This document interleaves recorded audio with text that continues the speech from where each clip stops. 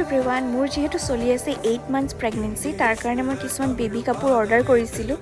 বলক তেন্তে একেলগে আনবক্সিং কৰোঁ ফাৰ্ষ্টতে আছিলে তিনিটা ফুল স্লিভ টিজ টেডি বিয়াৰ প্ৰিণ্টৰ আছিলে ইমান মৰম লগা জীৱনত ফাৰ্ষ্ট টাইমৰ কাৰণে মই বেবী কাপোৰ অৰ্ডাৰ কৰি আছিলোঁ তাকো মোৰ নিজৰ বেবীৰ কাৰণে মনটো বহুত ফূৰ্তি লাগি আছিলে ফাৰ্ষ্টতে তিনিটা লং স্লিভ টিজ আছিলে দেন ছেকেণ্ডত দুযোৰ নাইট স্যুট আছিলে বস্তুবোৰ এটা এটাকৈ অৰ্ডাৰ কৰি আছোঁ দেন হস্পিটেল বেগটো ৰেডি কৰিব লাগিব এইবোৰ ধুই মেলি লৈ যাব লাগিব আগতেতো আগতীয়াকৈ এনেকৈ কাপোৰ কিনিব